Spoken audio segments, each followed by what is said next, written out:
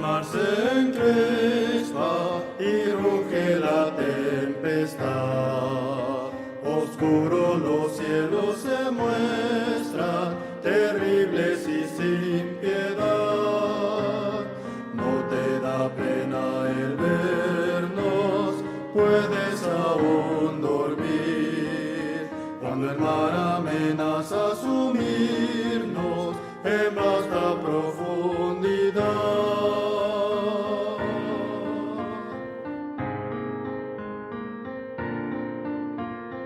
Cristo, con grandes angustias, inclino ante ti mi faz.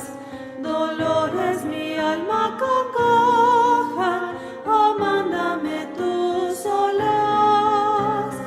Olas de males me cubren, vénceme su furor. Y perezco, oh Cristo, oh sálvame del dolor.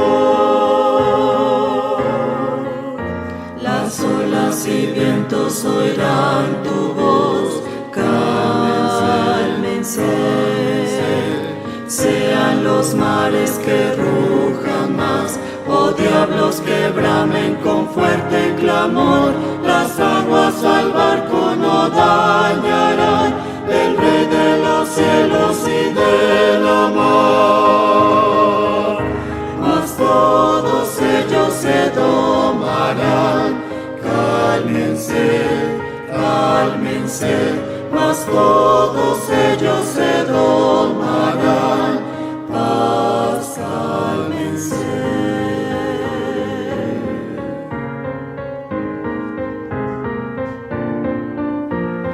Cristo, el miedo ya pasa y todo está en paz. El sol en el mar se refleja y siento un gran solaz. Guárdame siempre, oh Cristo, ya no me dejes más.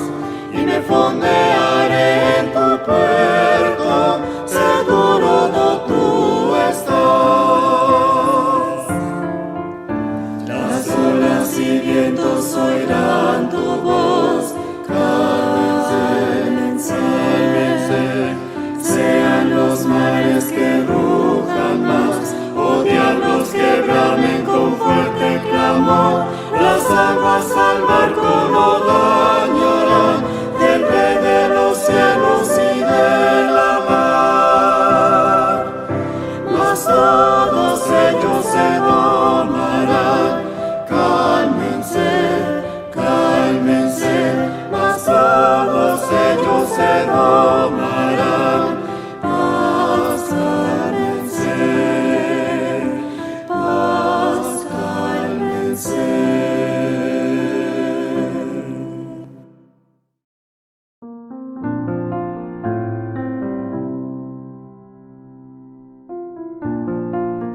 Hola mis amados hermanos y hermanas, bienvenidos una vez más al Club de Lectura de Ven Sígueme con su hermano y servidor Walter Posada, aquí en las plataformas de Central de las Escrituras. Y hoy veremos la clase número 10 ya de este año.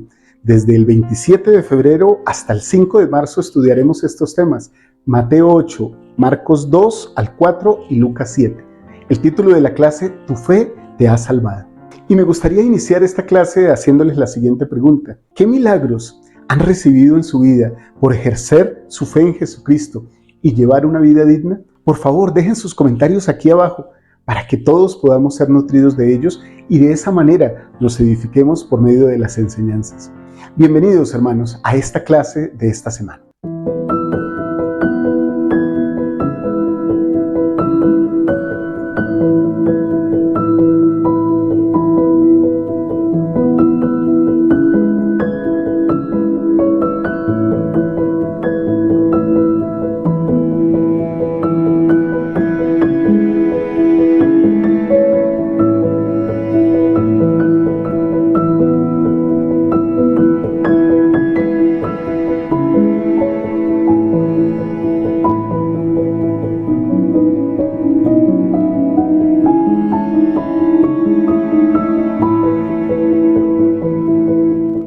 podríamos iniciar diciendo en este hermoso día de reposo que uno de los mensajes más claros del Nuevo Testamento es que Jesucristo es un sanador. Él nos sana.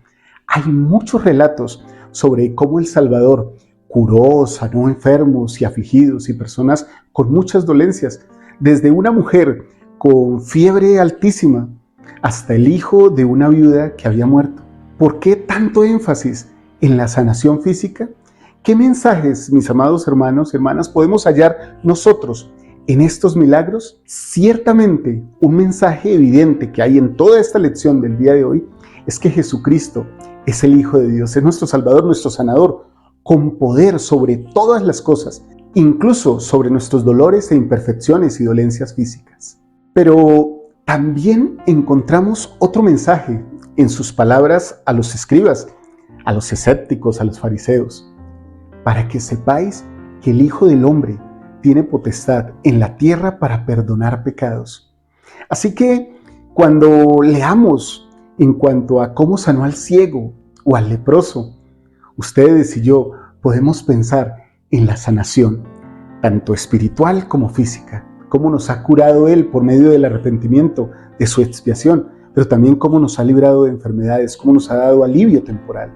¿Qué podemos recibir del Salvador y escucharle cuando nos diga a nosotros, tu fe te ha salvado? ¿Se imaginan eso, hermanos, que nos llame por nuestro propio nombre y nos diga, tu fe te ha salvado? Así que con esas hermosas palabras y que dan tanta esperanza, que se encuentran en Lucas 7, en el versículo 50, podemos hablar de los principios de esta semana. Y el primer principio de esta semana es el siguiente: los milagros ocurren de acuerdo con la voluntad de Dios y nuestra fe en Jesucristo. Combinan esas dos circunstancias, esas dos cualidades: nuestra fe en Jesucristo y la voluntad divina de Dios. El segundo principio de esta semana es que el Salvador puede sanar debilidades y enfermedades, y lo vamos a ver muchos milagros el día de hoy. El tercer principio que nos trae el manual de Ven Sígueme de esta semana es que Jesucristo no vino a condenar a los pecadores, sino a sanarlos. Este es un mensaje de esperanza para todos nosotros, ya que todos, de alguna manera, estamos enfermos espiritualmente. El cuarto principio que nos trae la lección para esta semana es que ser discípulo de Jesucristo significa que lo pongo a Él en primer lugar de mi vida. Es como dicen las Escrituras, primicias, que viene de primero, el primero. El quinto principio de esta semana es que Jesucristo tiene poder para brindar paz en medio de las tormentas de la vida, que vamos a pasar muchas, hemos pasado algunos de nosotros muchas, y seguiremos pasando hasta el día de nuestra muerte. Y como siempre les he dicho, mis amados hermanos, esta clase es tomada de manera literal de los principios que se encuentran en el manual de Ven Sígueme. Así que ustedes pueden estar tranquilos, porque lo que vamos a hablar aquí es lo mismo que encuentran en el manual de Ven Sígueme. Aumentamos un poco los conceptos leyendo partes de discursos, mensajes de autoridades generales y de eruditos de las Escrituras que se encuentran en la aplicación de Scripture Plus de Central de las Escrituras. Y vamos de una vez, mis hermanos, mis amados, con el principio número 1.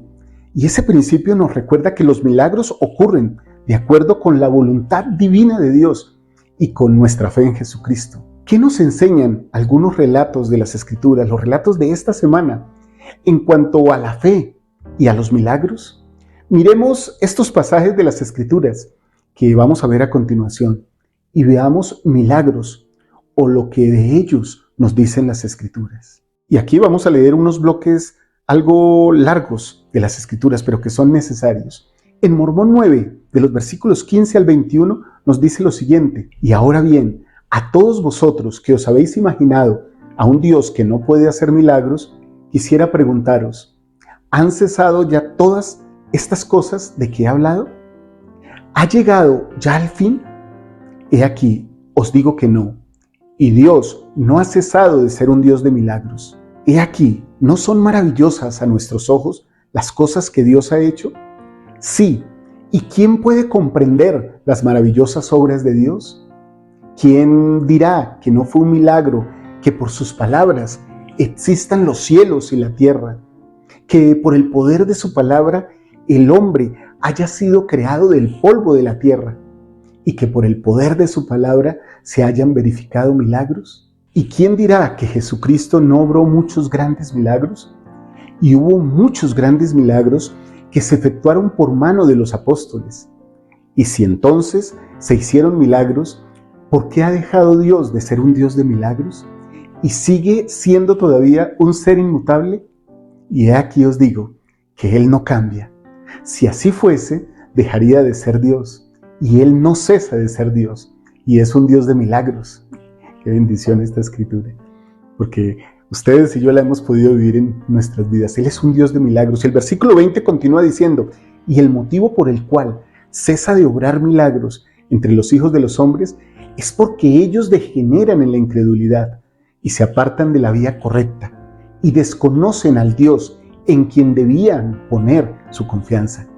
He aquí, os digo que quien crea en Cristo, sin dudar nada, cuanto pida al Padre en el nombre de Cristo le será concedido. Y esta promesa es para todos, aún hasta los extremos de la tierra. Y mis amados hermanos y hermanas, aquí tenemos algo poderoso. Dios es el mismo, es inmutable. Lo que nos puede llenar a nosotros de esperanza y de tranquilidad, los milagros que necesitamos en nuestra vida se efectuarán de acuerdo con nuestra fe y de acuerdo con la voluntad y el tiempo de Dios. Qué hermoso es esto, porque nos permite vivir una vida un poco más tranquila en medio de las dificultades. Ahora me gustaría compartir con ustedes algo que encontramos en el libro de Mormón también. En Éter, en el capítulo 12, los versículos 12 al 16 aproximadamente, y que encontremos el papel fundamental de la fe en la manifestación milagrosa del poder de Dios. Los versículos dicen lo siguiente: porque si no hay fe entre los hijos de los hombres, Dios no puede hacer milagros entre ellos. Por tanto, no se mostró sino hasta después de su fe. He aquí que fue la fe de Alma y de Amulet lo que hizo que se derribara la prisión. He aquí fue la fe de Nefi y de Leí lo que obró el cambio en los lamanitas, de modo que fueron bautizados con fuego y con el Espíritu Santo. He aquí fue la fe de Amón y de sus hermanos lo que obró tan gran milagro entre los lamanitas. Qué hermosas manifestaciones de poder, de cambio personal, que también son milagros en la vida. Versículo 16, sí, y todos cuanto han obrado milagros, los han obrado por la fe, tanto aquellos que fueron antes de Cristo, como los que fueron después de Él. Entonces, mis amados hermanos y hermanas, aquí es como dicen en el fútbol: el balón está en nuestro campo. Queremos un milagro, debemos ejercer fe en el Señor Jesucristo. Y antes de continuar con la siguiente escritura, les quiero recordar que estamos preguntando hoy cómo por medio de su fe y su vida digna el Señor ha obrado milagros. Si pueden, mencionen los milagros que el Señor ha hecho en ustedes, en sus vidas, en sus familias, en sus conocidos. De esa manera también testificamos de Él. Y la siguiente escritura está en Moroni, en ese capítulo que tanto nos gusta, Moroni 7, de los versículos 27 al 37. Dice el versículo 27 lo siguiente: por tanto, amados hermanos míos, han cesado los milagros porque Cristo ha subido a los cielos y se ha sentado a la diestra de Dios para reclamar del Padre sus derechos de misericordia que Él tiene sobre los hijos de los hombres. Me encanta eso, reclamar los derechos de misericordia que Él tiene sobre nosotros. Eso es fabuloso. Pero han cesado los milagros por eso. El versículo 28 dice: porque Él ha cumplido los fines de la ley y reclama a todos los que tienen fe en Él, y los que tienen fe en Él se allegarán a todo lo bueno. Por tanto, Él aboga por la causa de los hijos de los hombres y mora eternamente en los cielos. Así que mi fe se manifiesta en buenas obras. Yo muestro mi fe en las obras que realizo, y entonces Él puede obrar milagros en mí. El versículo 29 dice lo siguiente: y porque ha hecho esto, ¿han cesado los milagros, mis queridos hermanos? He aquí, os digo que no, ni han cesado los ángeles de ministrar a los hijos de los hombres. De hecho, a menudo tenemos presentaciones angelicales en nuestra vida. Versículo 30, porque he aquí, se sujetan a Él para ejercer su ministerio de acuerdo con la palabra de su mandato, manifestándose a los que tienen fe fuerte y una mente firme en toda forma de santidad. Esto nos eleva al nivel y nos llama a la perfección. Versículo 31. Y el oficio de su ministerio es llamar a los hombres y también a las mujeres al arrepentimiento y cumplir y llevar a efecto la obra de los convenios del Padre, los cuales Él ha hecho con los hijos de los hombres, y preparar la vía entre los hijos de los hombres, declarando la palabra de Cristo a los vasos escogidos del Señor, para que den su testimonio de Él. ¿Se dan cuenta? Aquí nos está mencionando a nosotros, vasos escogidos, ¿lo somos? ¿Damos testimonio de Él? Versículo 32 nos dice lo siguiente: y obrando de este modo, el Señor Dios prepara la senda para que el resto de los hombres tengan fe en Cristo, a fin de que el Espíritu Santo tenga cabida en sus corazones, según su poder. Y de este modo, el Padre lleva a efecto todos los convenios que ha hecho con los hijos de los hombres. Qué hermoso. Nosotros recibimos en nuestro corazón, tenemos este testimonio y lo compartimos con otros para que también vengan a Cristo. Versículo 33. Y Cristo ha dicho: si tenéis fe en mí, tendréis poder para hacer cualquier cosa que me sea conveniente. Y Él ha dicho: arrepentíos todos vosotros, extremos de la tierra, y venid a mí y sed bautizados en mi nombre, y tened fe en mí para que seáis salvos. Y ahora bien, amados hermanos míos, si resulta que estas cosas de que os hablo son verdaderas, y en el postrer día Dios os mostrará con poder y gran gloria que son verdaderas, y si son verdaderas, ¿ha cesado el día de los milagros? ¿O han cesado los ángeles de aparecer a los hijos de los hombres? ¿O les ha retenido el poder del Espíritu Santo? ¿O lo hará mientras dure el tiempo o exista la tierra? ¿O haya sobre la faz de ella un hombre a quien salvar? He aquí, os digo que no, porque es por la fe que se obran milagros, y es por la fe que aparecen ángeles y ejercen su ministerio a favor de los hombres, a favor de todos nosotros. Por tanto, si han cesado estas cosas, ay de los hijos de los hombres. Y aquí resalto esta palabra, ay, que siempre manifiesta un dolor. Ay de los hijos de los hombres, porque es a causa de la incredulidad y todo es inútil.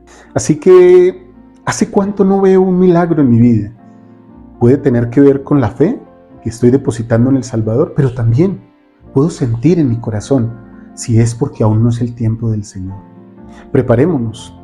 Ejerzamos nuestra fe como haciendo ejercicios para que cada día estemos más cerca de los milagros que queremos. Ahora miremos qué significa la palabra milagros. En la guía de las Escrituras dice lo siguiente, lo relacionamos con fe, con señal, y dice acontecimientos extraordinarios causados por el poder de Dios. Representan un elemento importante de la obra de Jesucristo e incluyen las sanidades, la restauración de la vida a los muertos y la resurrección. Los milagros forman parte del Evangelio de Jesucristo. Es necesario, mis amados hermanos, tener fe para que estos se manifiesten. Ahora, aquí, en este momento de la clase, me gustaría que viéramos un requisito que en unión con la fe tiene que ver con los milagros. Los milagros requieren rectitud. Y en la aplicación Scripture Plus encontramos el siguiente comentario que me pareció fabuloso y deseé compartirlo con ustedes. Un principio eterno es que los poderes de los cielos están inseparablemente conectados con la rectitud. Eso se encuentra en Doctrina y Convenios 121. La realización de milagros en el nombre de Jesús es una evidencia de que uno está enteramente limpio de su iniquidad y por lo tanto digno de la compañía del Espíritu Santo y los poderes de Dios. Las maravillas de nuestro Padre Celestial, las señales y los milagros que siempre asisten a una dispensación del Evangelio requieren rectitud en el instrumento humano. Y esto lo podemos conectar directamente con el libro de Mormón. En 3 Nefi 8, en el versículo 11, nos dice lo siguiente.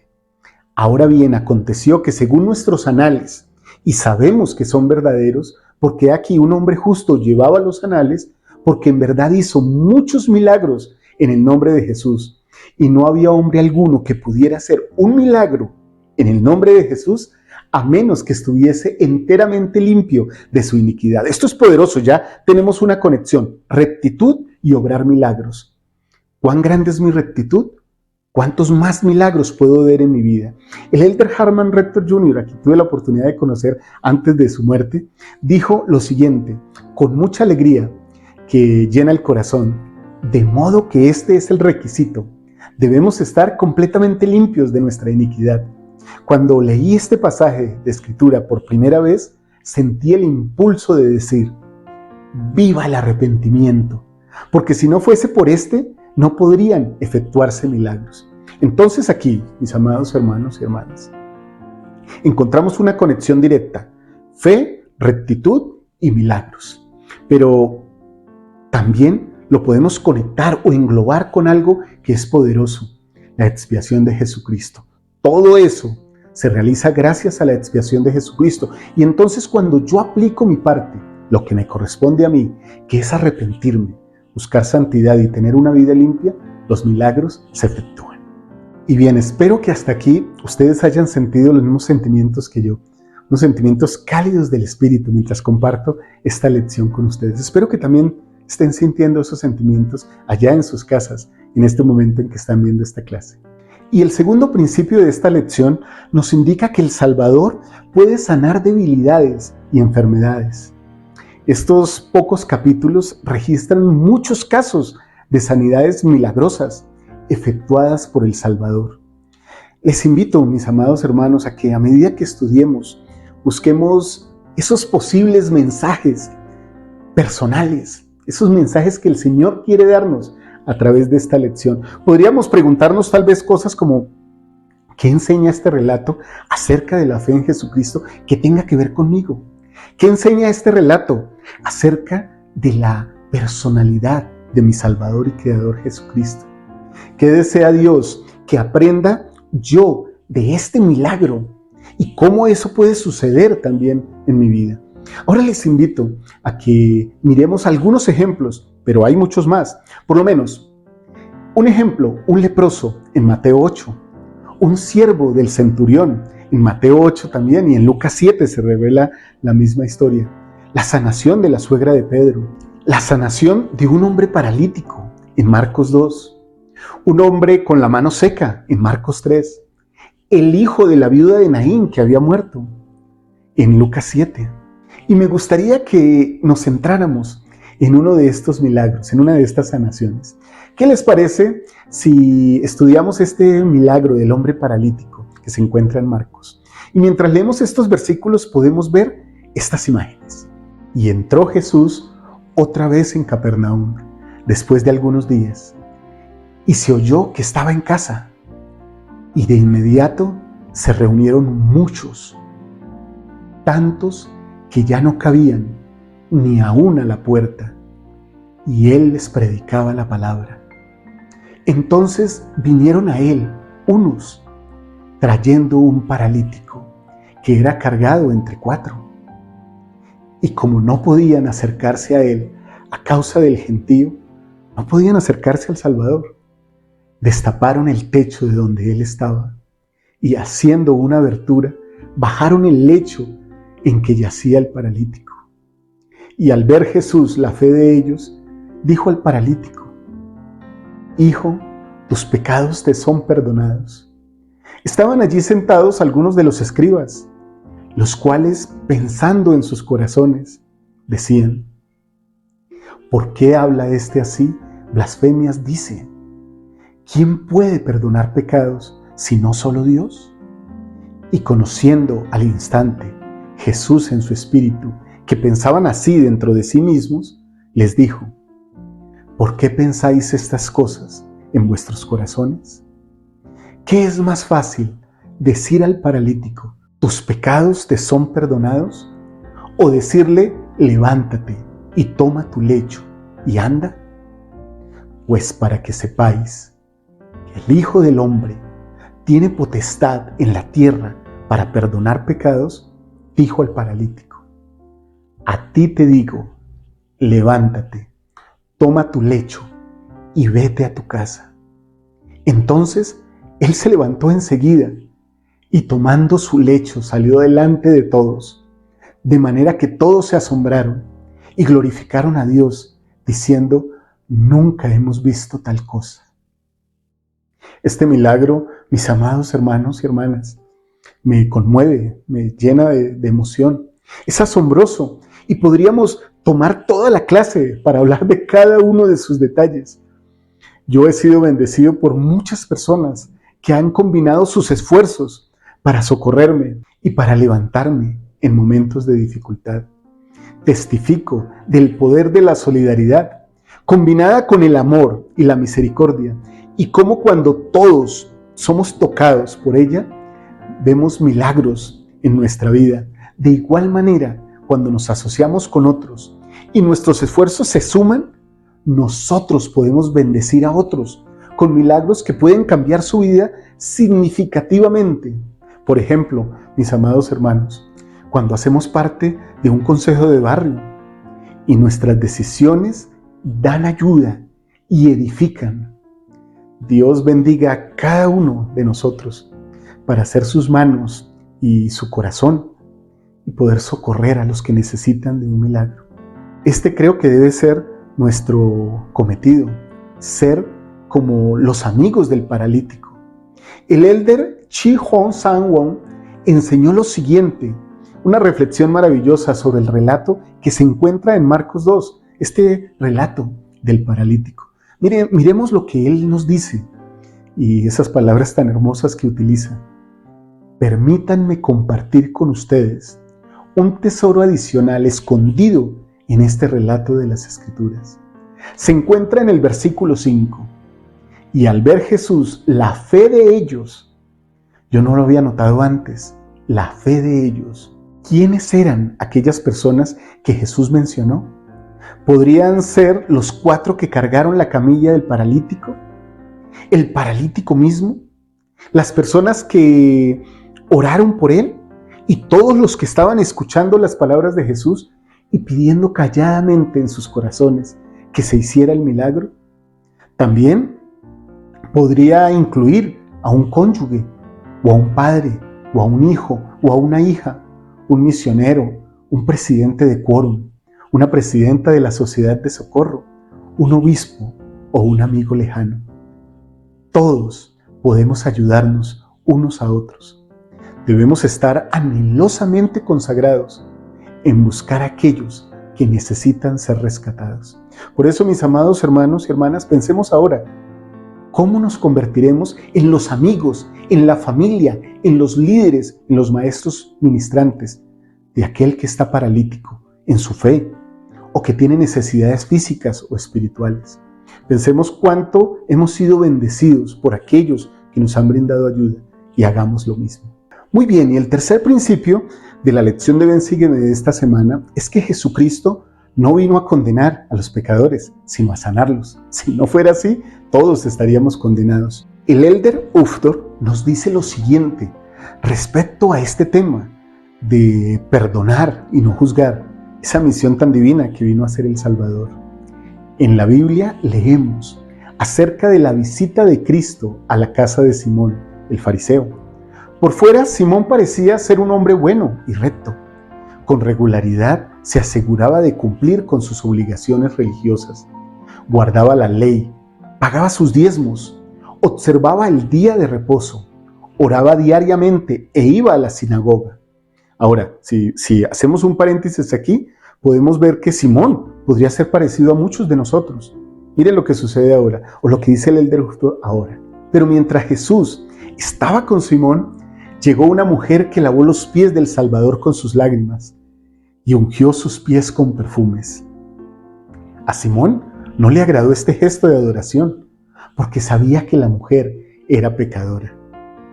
Simón pensó que si Jesús no lo sabía, seguramente él no era un profeta o no hubiera permitido que ella lo tocase. Al leer estos versículos, en cuanto a la interacción de Jesús con los escribas y fariseos, podría considerar cada uno de nosotros verse reflejado en estos relatos. Por ejemplo, sus pensamientos y acciones se parecen alguna vez a los de Simón el fariseo. Piensen en esto, mis amados hermanos y hermanas. ¿Cómo describirían ustedes la diferencia entre la forma en que Jesús veía a los pecadores y la forma en que los veían los fariseos como Simón. Piensen en cómo podrían sentirse quienes se hallan apesadumbrados por el pecado cuando están con el Salvador. ¿Cómo se sienten cuando ustedes están con el Salvador? También podríamos tal vez pensar y analizar un poco sobre en qué se parece cada uno de nosotros a la mujer que se describe aquí en este relato, en Lucas 7. ¿En qué ocasiones nosotros hemos experimentado la ternura y la misericordia que el Salvador tuvo con la mujer? ¿Qué aprendemos del ejemplo de fe, amor y humildad de esa hermosa mujer? Mis amados hermanos y hermanas, muchas veces somos el que necesita ser limpio. Puede ser que seamos líderes, pastores, o que seamos ovejas, miembros. Todos, sin excepción, necesitamos del perdón divino de nuestros pecados. Y si pudiéramos continuar con las palabras del Elder Ufdur, seguramente que él nos diría, ¿a cuál de estas dos personas nos parecemos más? ¿Somos como Simón? ¿Nos sentimos seguros y cómodos con nuestras buenas obras y confiamos en nuestra propia justicia? ¿Somos quizás algo impacientes con quienes no viven según nuestras normas? ¿Estamos como en piloto automático? Esto me encanta. Y como que nuestra vida va y ya no nos preocupa nada acerca de nuestra rectitud. ¿Actuamos por inercia? ¿Vamos a las reuniones? ¿Bostezamos en la escuela dominical? ¿Y quizás revisamos el teléfono móvil durante la reunión sacramental? ¿O somos como la mujer que pensaba en su corazón, en su mente, que estaba completamente e irremediablemente perdida a causa de sus pecados? ¿Amamos mucho? ¿Entendemos nuestra deuda con el Padre Celestial y rogamos con toda nuestra alma por la gracia de Dios? Cuando nos arrodillamos a orar, ¿es para repasar los grandes éxitos de nuestra propia rectitud o para confesar nuestras faltas, suplicar la gracia de Dios y derramar lágrimas de gratitud por el asombroso plan de redención? Mis amados hermanos y hermanas, el Elder Ufdur continúa diciendo, no podemos comprar la salvación con las monedas de la obediencia. Es la sangre del Hijo de Dios lo que la compra. Pensar que con nuestras buenas obras podemos pagar por la salvación es como comprar un pasaje de avión y pensar que somos dueños de la línea aérea. O pensar que por pagar el alquiler de nuestra casa, ahora somos los propietarios de todo el planeta. Estas reflexiones son interesantes. Les invito a que las repasemos durante la semana para ver cómo estamos en comparación. ¿Quién somos? ¿Simón el fariseo o la mujer que vino y pidió perdón a Cristo? Tal vez nos parezca increíble y digamos, uy no, pero yo tampoco soy como la mujer que cometió tantos pecados. Pero hermanos, en esencia, nuestros pecados, grandes o pequeños, podrían ser lo mismo a los ojos del Salvador e igual necesitan arrepentimiento de nuestra parte. Muy bien, mis amados hermanos y hermanas, y el principio número 4 de esta semana es el siguiente: ser discípulo de Jesucristo significa que lo pongo a Él en primer lugar en mi vida. Algunos pasajes de las Escrituras a simple vista nos pueden parecer fuertes o duros.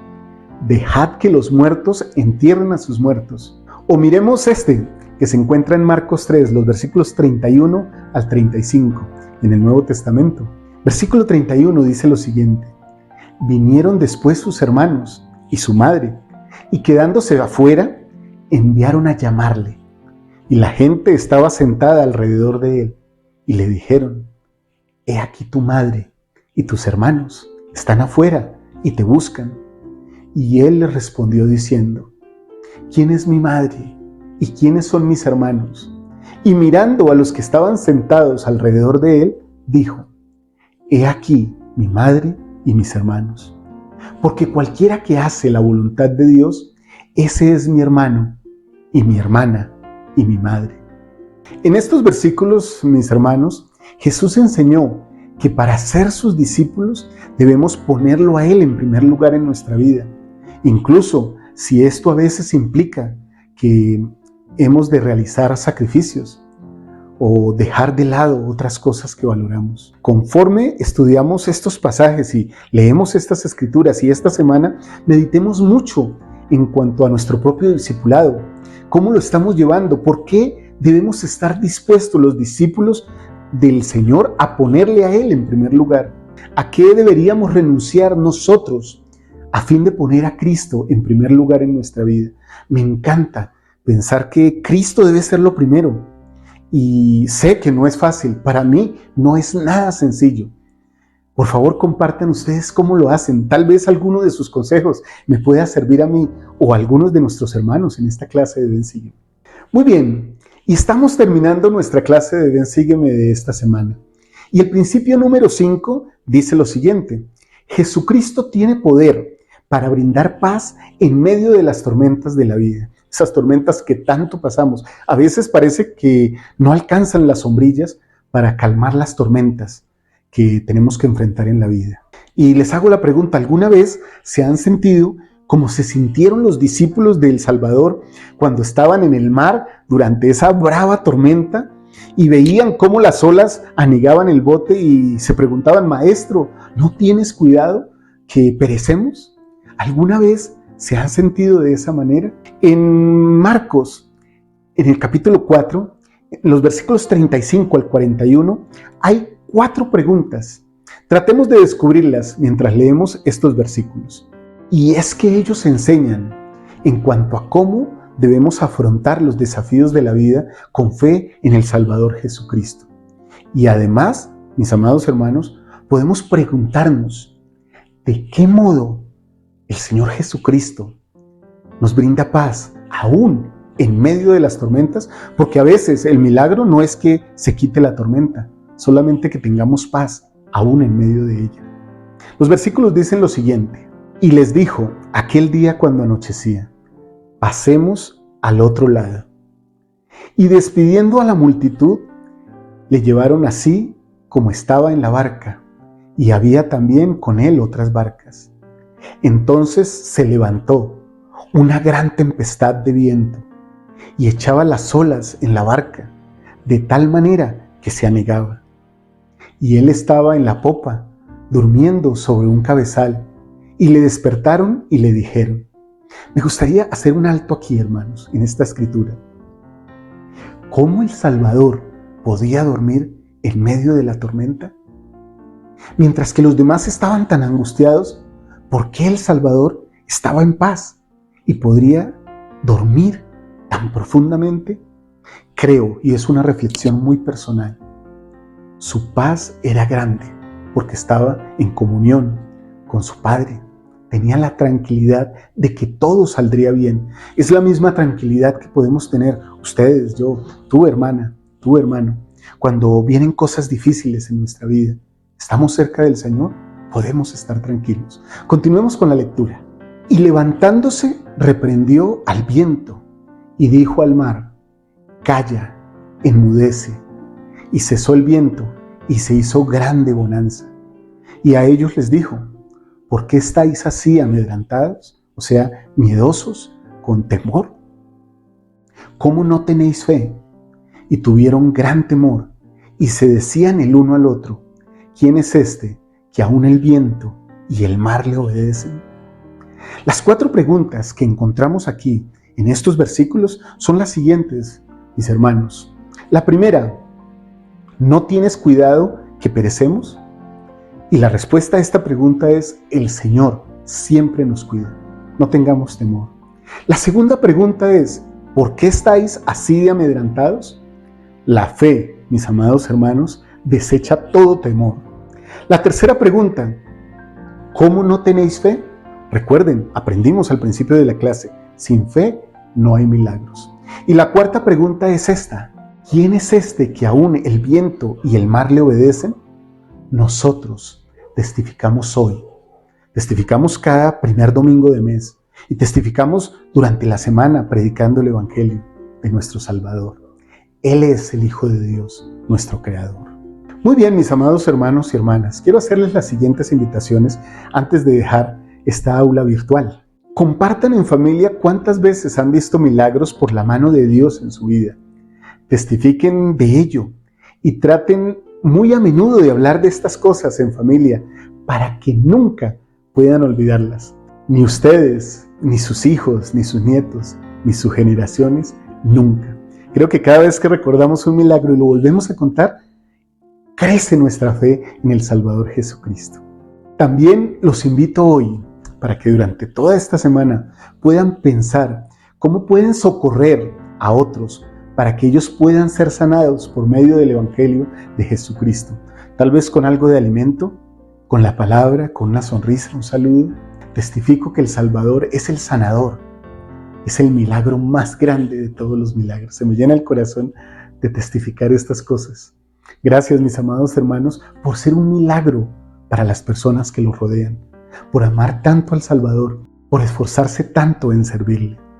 Testifico que si durante esta clase tuvieron algún sentimiento de calidez, de amabilidad, algún sentimiento que los hizo desear ser mejor, ese es un sentimiento del Espíritu. Son los frutos del Espíritu, que también son un milagro en nuestra vida. Esta noche hablaremos un poco más de esto en la charla dominical con mi amada hija Liz. Y al terminar esta clase, les invito a que puedan ver el Ven Sígueme Express. Mis amados hermanos y hermanas, dejo todo esto, toda esta clase, en el nombre de Jesucristo. Amén.